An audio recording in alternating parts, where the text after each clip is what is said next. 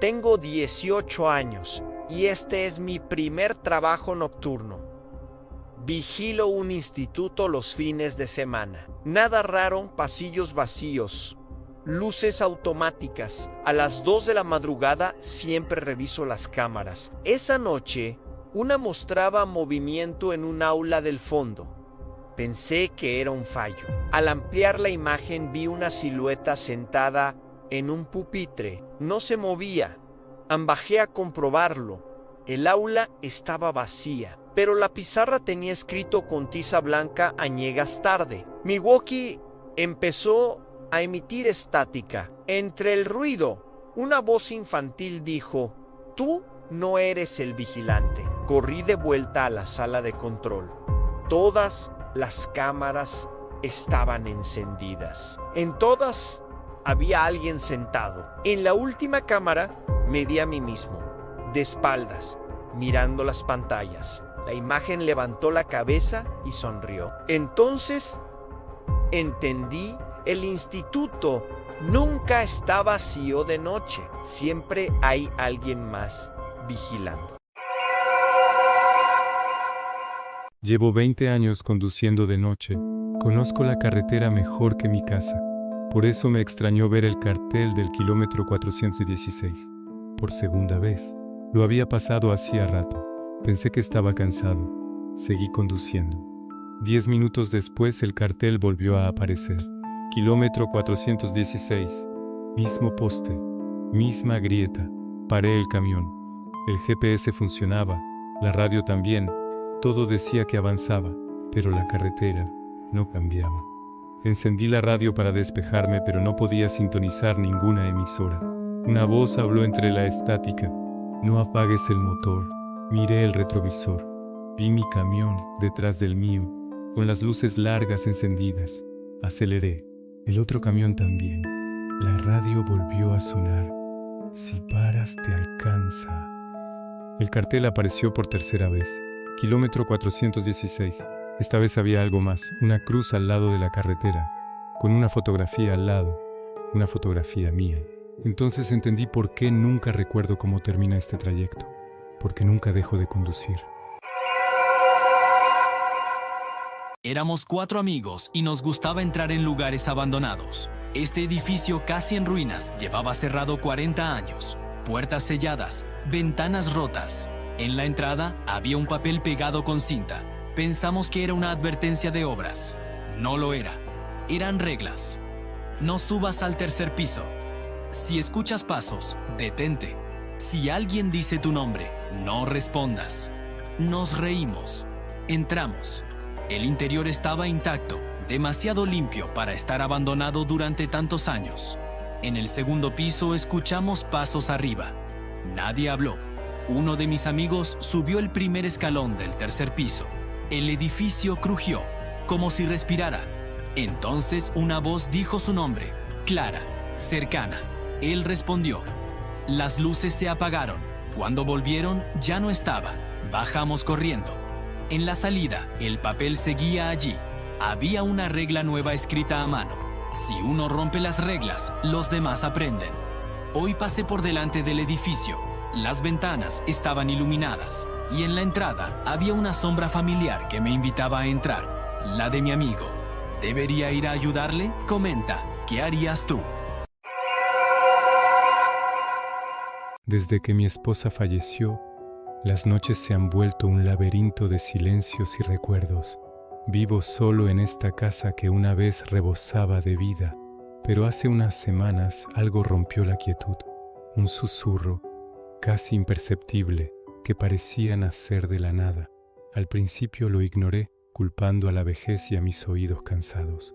Pero el sonido se hizo más claro. Eran rezos, oraciones repetidas en un murmullo constante, noche tras noche. Justo debajo de mi cama, el miedo se apoderó de mí. ¿Quién podría estar ahí? Una noche, armándome de un valor que no sabía que tenía, me asomé lentamente al borde del colchón. No vi nada, solo la oscuridad familiar del suelo de madera, pero los rezos no cesaron. Al contrario, se hicieron más fuertes, como si la voz se alegrara de que finalmente la hubiera escuchado. Ya no sé si reza por mi alma o por la suya. Si estás viendo esto de noche, no mires la silla que tienes en tu cuarto, porque ahí se sienta mi amigo. Mis padres dicen que los amigos imaginarios no existen, pero el mío se queda despierto cuando yo duermo. Se llama Lucas, pero no habla mucho, solo me mira. Mamá dice que deje la silla vacía, pero nunca está vacía. Cuando apago la luz, Lucas se acerca un poco más. Le pregunté, ¿por qué nunca parpadea? Me dijo, porque si parpadeo, podría perderte. Ayer mamá entró en mi cuarto y gritó. Dijo que la silla se movió sola. Papá trajo una linterna e iluminó la cara de Lucas. Entonces entendí por qué nunca parpadea, porque no tiene párpados. Si tu móvil graba sonidos mientras duermes, no mires este video. Yo tengo una aplicación que graba ruidos nocturnos, de las que sirven para controlar el sueño y te graban si notan un ruido. La uso cada día y alguna vez me grababa ronquidos, golpes, nada raro, hasta anoche. El audio duraba 6 minutos y 16 segundos. No recordaba que la aplicación hubiera grabado un audio tan largo antes. Al principio solo se oía mi respiración, luego pasos, lentos, descalzos, se detenían cerca del móvil, a mi lado. Entonces algo susurró, no te despiertes. Pensé que era una broma, pero el audio no terminó ahí. Se oyó mi voz, murmurando mientras dormía, diciendo, ya estoy durmiendo. Al día siguiente revisé la aplicación. El audio se volvió a grabar, misma hora, misma duración. Solo cambió una cosa. Esta vez, al final, se oye claramente, mañana no duermas. Ahora no sé qué hacer. Si tu perro se queda mirando una puerta cerrada, no lo ignores. El mío empezó anoche. Se sentó frente a la puerta del pasillo y no dejó de mirarla. No gruñía, no ladraba, solo observaba. Me levanté y abrí la puerta. No había nada. Él no se movió. Cerré y él se quedó ahí, sentado. A las 3 de la mañana empezó a gemir, muy bajo, como si no quisiera que lo oyeran. Le llamé por su nombre. No me miró, seguía mirando la puerta. Entonces entendí que no miraba la madera, miraba el espacio bajo la puerta. Me agaché y vi una sombra que no era humana. Retrocedí del susto y me aparté de la puerta. Mi perro seguía allí, sin moverse, sin apartar la mirada. Entonces pasó algo raro. La sombra retrocedió, no hacia el pasillo, hacia atrás, como si se alejara de la puerta. Mi perro dio un paso adelante, gruñó por primera vez y entonces lo entendí. No estaba mirando lo que había fuera. Estaba vigilando para que no saliera. Desde ese día nunca volvió a mirar esa puerta, pero cada noche duerme delante de ella, como si supiera que si se mueve, esa cosa vuelve a intentarlo. Si heredas una casa antigua, nunca tapes un pozo sin saber por qué estaba abierto. La casa era de mi abuelo, nadie había vivido allí en más de 30 años. Detrás, en el patio, había un pozo viejo, sin cuerda, sin cubo, abierto. Pensé que era peligroso, así que lo tapé con una tabla gruesa y una piedra encima. Esa noche escuché golpes.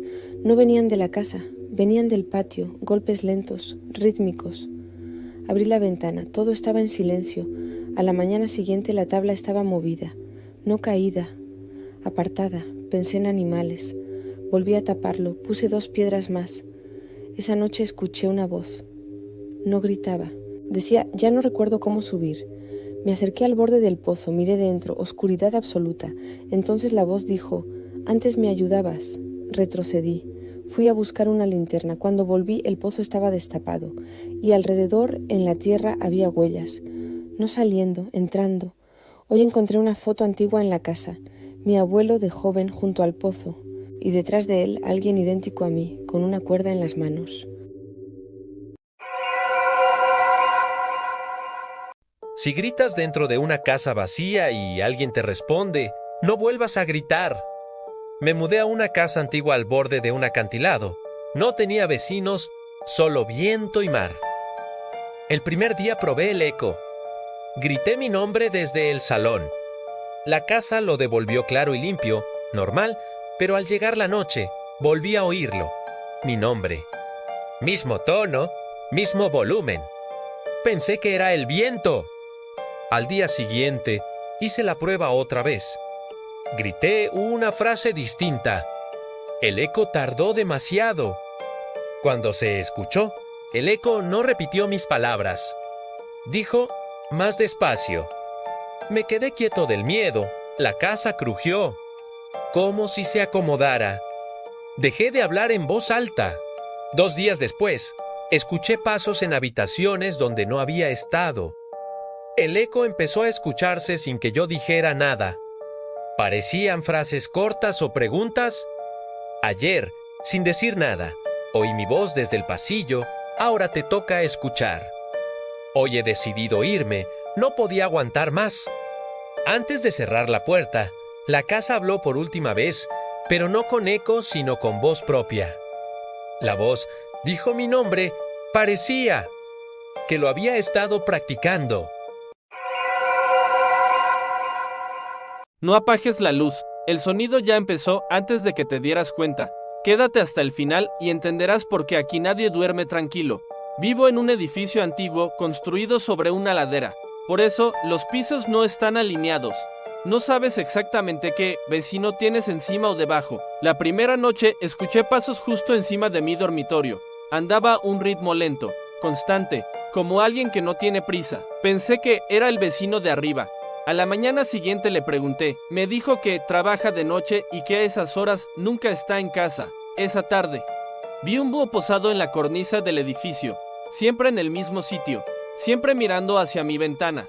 La segunda noche, los pasos volvieron. Esta vez no se movían, solo caminaban en línea recta, de un lado al otro. Luego escuché algo distinto, un golpe seco, como si alguien probara el suelo. El sonido venía de arriba, pero vibró bajo mis pies. Recordé lo que dijo el administrador. Los apartamentos inferiores están cerrados. El terreno se dio hace años. No son seguros. Esa noche, los pasos bajaron, no físicamente. El sonido lo hizo. Primero los oí sobre mi cabeza, luego en las paredes, después debajo de la cama. No había nada allí. Lo comprobé. El búho seguía afuera, inmóvil, escuchando conmigo. La tercera noche ya no eran pasos, era imitación. Cada vez que me movía, el sonido lo repetía, pero con un pequeño retraso, como si aprendiera. Me quedé quieto. El sonido también. Entonces entendí las normas del edificio. Aquí, lo que se escucha suficiente tiempo, encuentra dónde colocarse. El búho lanzó un grito corto, y justo después, el sonido encontró su sitio debajo del suelo.